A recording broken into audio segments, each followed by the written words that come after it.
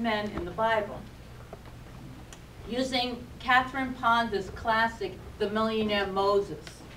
So we're going to be talking about that as our reference throughout this entire month and the first week in October.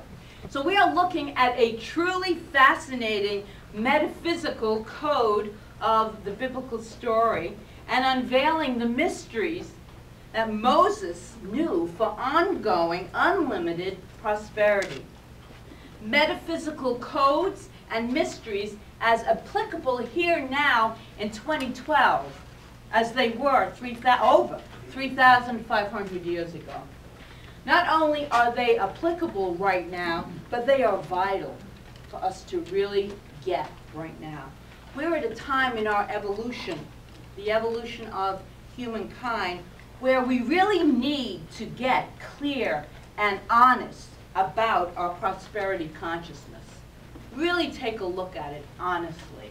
Where are we with it? And as I said last week, it's time for us to master this one, so we can get on with the more important things in life, like expressing our innate gifts, which we all, each and every one of us have. Like having a hand in making this world a better place, and expressing the brilliance of God that we really are. It's time to do this without being concerned and consumed sometimes with money issues, with do I have a roof over my head? Am I going to be able to pay my bills this month? This is what we really want to conquer once and for all, this whole prosperity thing, so we can move into it and express life and live life in our happiness that we were meant to live it in.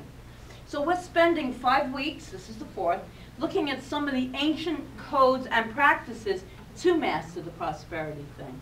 So today we're going to look at the prosperity lessons contained in the 2 miracles. I hope I get this all right, Stephen. He's an expert at this. That occurred in the 3rd 40-year period of Moses' life. And before we do, here's a quick question for you. Who remembers what 40 symbolizes? Everyone but Stephen can answer. Remember we talked about it last week?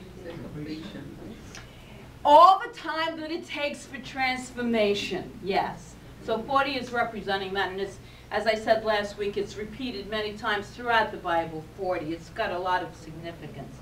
And last week we learned that Moses had 3 such periods in his life. And so the first 40-year period was in Egypt, where 3 important things happened. First, he became accustomed to living in opulence. He lived an opulent life, adopted by the King Pharaoh, so he lived in quite opulent luxury. And then second, he learned how to manifest. He learned how to manifest, which we'll talk about today. And third, he learned what happens when you try to force your good. That's when he was tossed out of Egypt, and he had to leave, ending that 40-year period and beginning the next 40-year period in the Median desert, where he connected with for the first time within him, that God within, through the burning bush, the I am that I am, we spoke of last week, and he learned about this intuitive voice, this guiding force of God within him, the great I am. And then the last 40 years in the wilderness, where he demonstrated and taught all that he learned despite challenges, obstacles, and setbacks. So if you weren't here last week, that talk is on YouTube. We have a channel there, Rev Margaret Palagye. So just if you want to see that whole talk, it's on there. Today we're going to focus on some of the prosperity lessons in that wilderness period. So right at the onset of their move from bondage and slavery to freedom and abundance, the Israelites needed 2 seemingly impossible things to occur.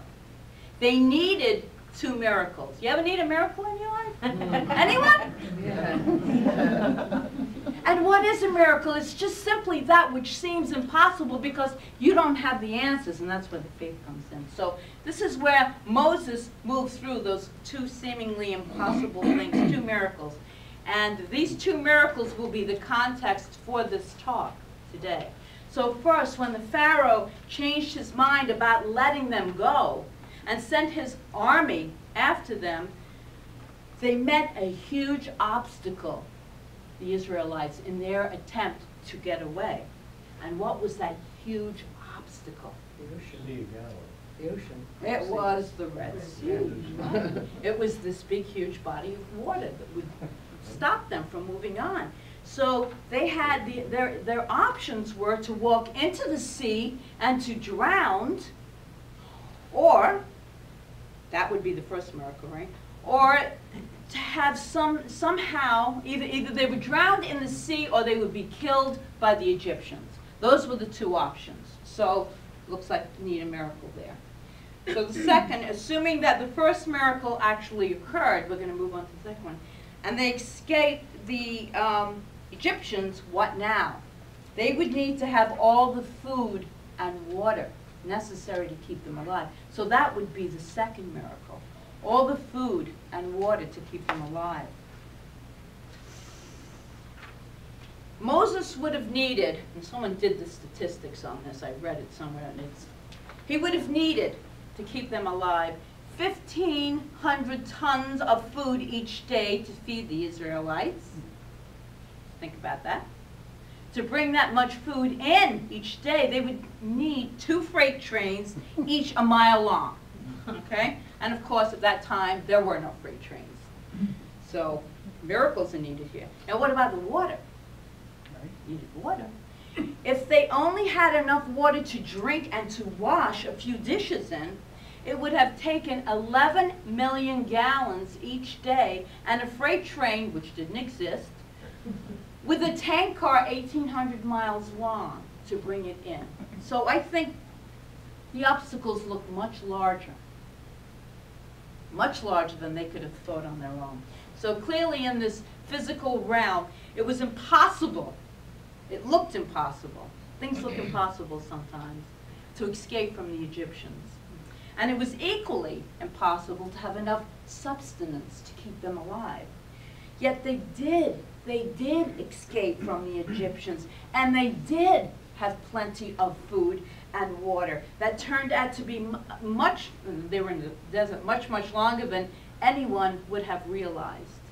So we're going to look at these 2 miracles to teach us about building our prosperity consciousness. That's what we want to do. And I'm going to do them in a reverse order. So first we're going to talk about the gathering of manna, M-A-N-N-A, and second, crossing the Red Sea. So this is in Catherine Ponder's book, and we will, as I said earlier this month, have our book table next month. So we'll have these kinds of books available, especially when I do a series of talks based on the books. We'll have the books in the back, because it's a really great book.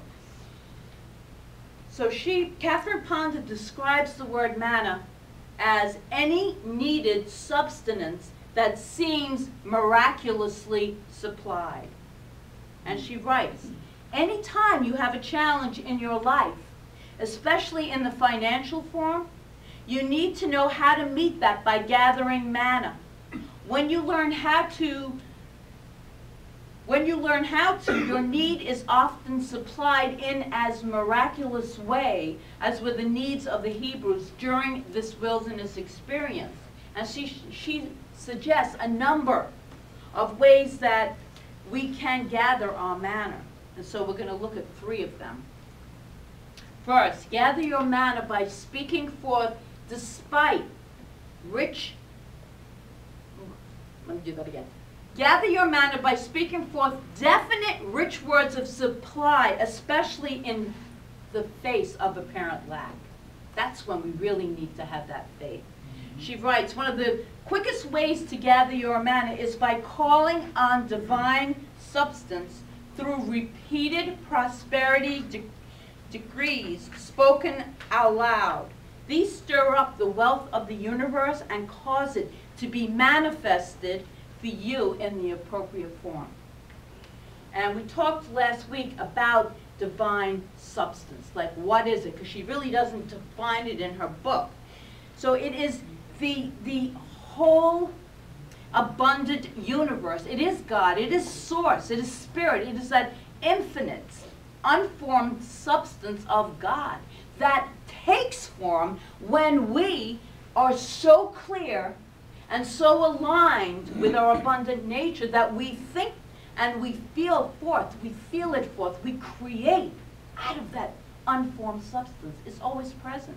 It's the love and law. It's the law of God. So that's how we create, how we manifest, good or bad. Remember, it's impartial. So you want to always have those positive, uplifting affirmations going into that substance. So there's nothing new about this practice. For centuries, people have mystically gathered manna by dwelling upon thoughts of substance, upon the law of good, remembering that there is only one source of supply. We spoke of that last week too. One source of supply. Many channels. Right? God expresses in many different ways. Be open. Many different ways. We don't know them. But having that faith allows them to flow. That law of circulation takes place then. Moses spent the first 40 years of his life learning the secret teaching. It was secret. In Egypt. Then he spent another 40 years meditating upon it. And during the last 40 years, he proved it for himself and his followers. So don't worry if your thoughts and your dreams and your visions don't manifest right away. It took him over 80 years. We're gonna speed it up a little bit here, though. Although the years are getting closer to that 80. But you know, before I get to be 110, I'd like to really, you know, master this one fully. But as you work on these principles, it's going to happen much quicker than that. Much quicker than that. If it doesn't, it may be because of what you are doing or thinking.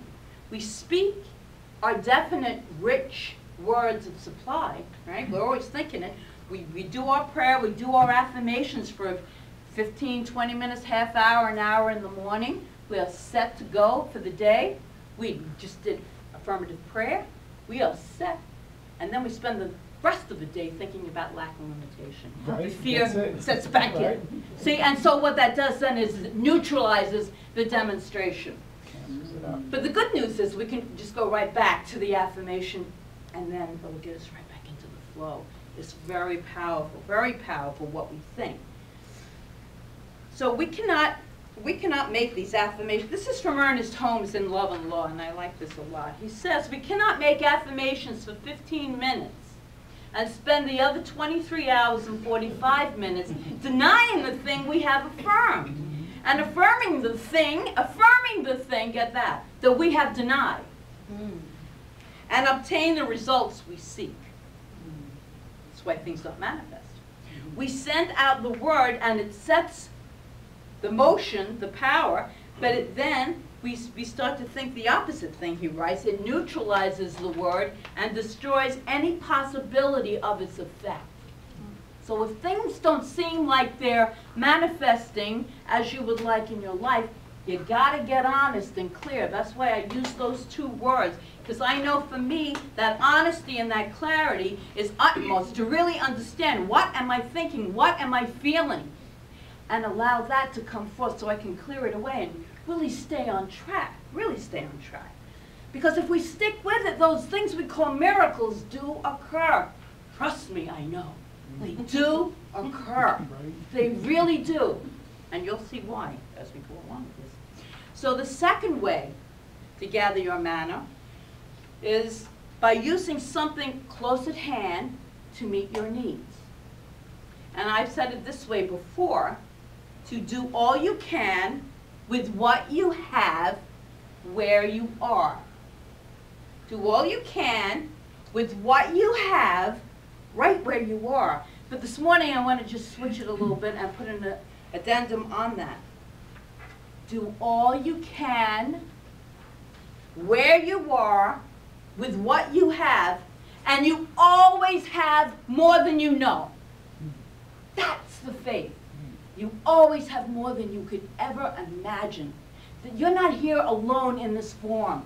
As Patty's reading said, our souls are all connected. There is such a greater good that is waiting for us to step out and to grab it, to open up to it. So often we don't gather our good because we don't realize the resources internally and externally that we already have. We already have so much more, but we don't focus on that. We don't focus on that. So Panda suggests, this is another thing from her book, divine substance. This is her saying, show me how to gather my manna. Lead me to the abundance at hand. Show me how to use it and how to multiply it. So the third part of gathering your manna then is by doing, this is the part, this feeds right into what Patty was reading about, doing something fearless, which takes us directly to the crossing of the Red Sea, actually. Yay! You wanted to cross that Red Sea? Well, we're getting to that. That's our challenges in life, is that Red Sea. So it's also the second point that we're going to make this morning. So this practice is really doing double duty, this third one. Have you ever done something fearless, stepped out in complete faith, and voila, the most amazing things occurred? The things that we could never plan or imagine. You know, when you have something that is holding you back because you're in such fear of it, but you just move through anyway because you know you're being called. You're in integrity, you're aligned with spirit, and things just open up. All kinds of manifestations, or you can call them miracles, occur to provide you with living this life of good that is yours to live. But gotta move through the fearlessness. You gotta move through it, and it takes courage. It takes courage. And I tell you, things have happened in my life last year that I could never have planned. How if I took the move and had that courage to move out, how this good of God would rush in to support me. I could never have planned any of it. So that is our charge. And that is the place that we really want to deepen our faith in if we really want to be in this flow of prosperity consciousness. So now we're going to cross that Red Sea. All right. That Red Sea. I've heard it said, this is interesting, that when you are willing to do what is easy, life will be hard. But when you're willing to do what is hard, life will be easy. Very interesting. So some of the hardest things that we've ever done, these are the things that we usually fear the most. So when we move through the fear, that's the hard part. That's the hard part. Stepping out into the unknown, what looks like the unknown. But remember, that which we think is the unknown is filled with God's good. It's filled with the source energy that's there to support each and every one of us. So when Jehovah, the God within, Moses' inner guidance system, which he connected with in that second 40-year period, when Jehovah told Moses that he had to go to the Pharaoh and demand freedom for the Hebrews, Moses was what? He was afraid. He had a pretty good excuse, too. He had a speech impediment. He said, I am not a good speaker. So what are our excuses? What are our excuses but what our excuses are? I like this. What our excuses are our fears disguised as reasons. Let me say that again. What are excuses? The things we make excuses why we don't do stuff. That is our fears disguised as reason. You ever not move out because you got 5 million reasons why you shouldn't do it? This is telling you. This is saying, I'm pulling you into a greater good. I'm pulling you into a life of joy and happiness. And this is saying, oh no, I can't go that way. So that's what we had. That's our challenge. But God is always, always, always there. That's the faith to help us. Always there to help us, to move us through. So what did God do for Moses? He sent his brother Aaron to help him. And Aaron stands for strength. That name stands for strength. So it took strength for Moses to appear repeatedly before the Pharaoh, asking the same thing over and over again for the freedom of the Hebrews. His requests were not being granted, and in spite of that, he kept going back. But by having to do what he feared the most, a number of times, repetition, by speaking the words of freedom over and over, Moses gained the inner strength that he would need later. Not only to get the Hebrews out of bondage, but to keep them out. To keep them out. So sometimes we have to repeat things. But you ever notice when you repeat things after you do that first big one, it gets easier? It's like you get a little more confidence. Your faith deepens. You realize that that horrible thing that you thought was going to happen didn't happen. When you do something you were afraid of, you gain inner strength.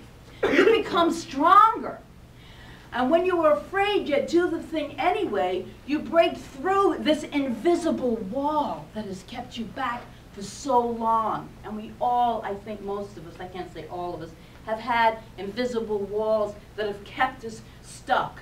It's our thinking, it's our belief system, is all it is. It really isn't a thing of itself. So that's what this whole spiritual teaching is about. It's about empowering people to practice these spiritual truths, to really take them to heart, and to really have the faith that there is a God of good that will help you through anything. Anything. Any invisible wall of fear.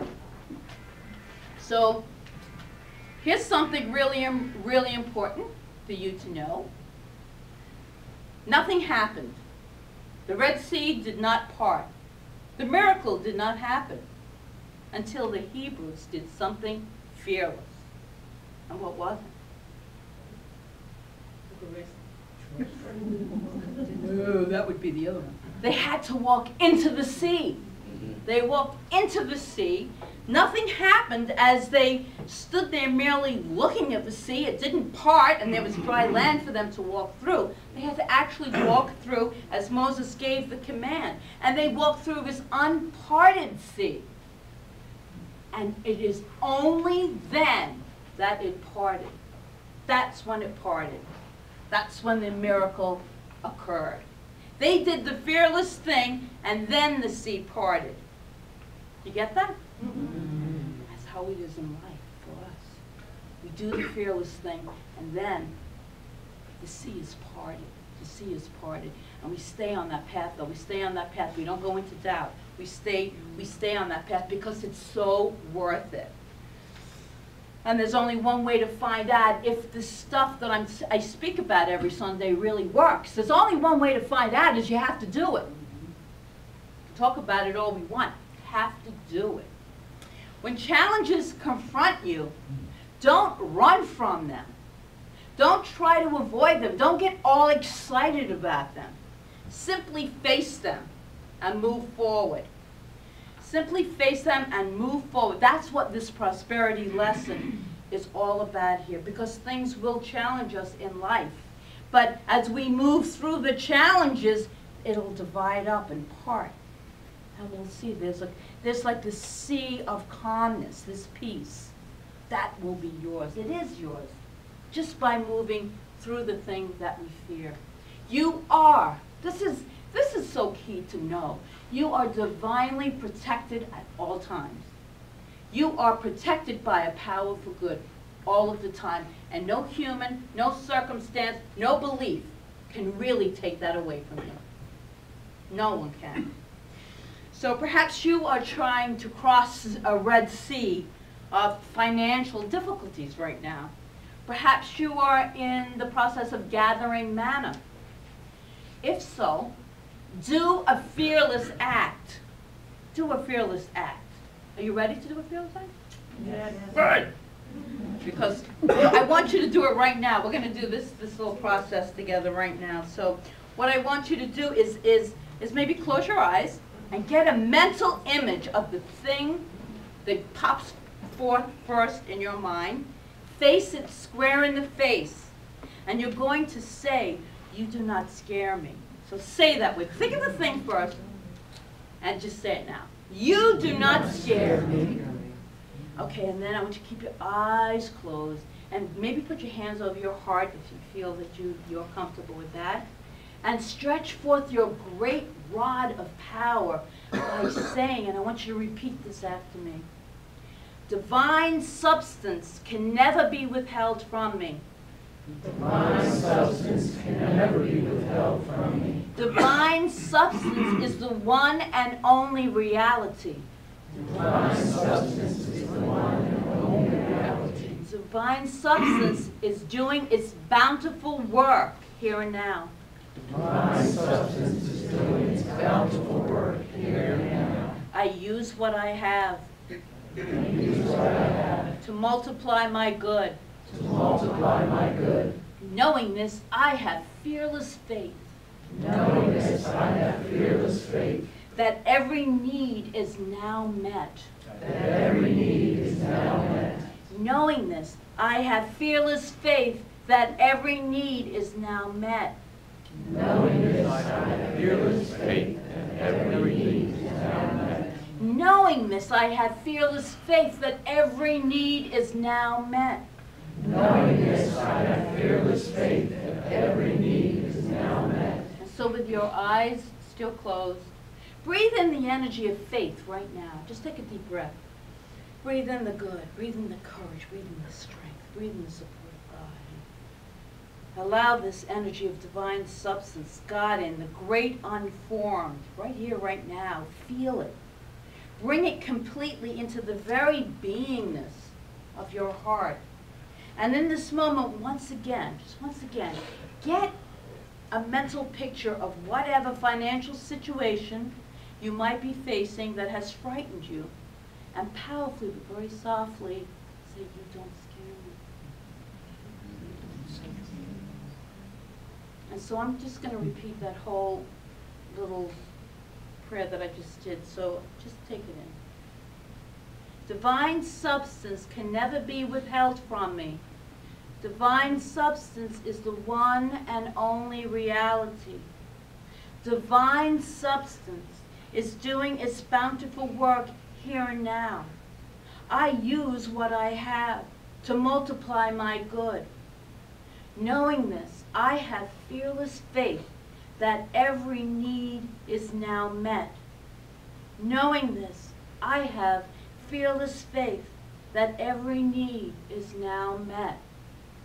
Knowing this, I have fearless faith that every need is now met. And so knowing that this is truth spoken here, knowing this, I let it be, and so it is.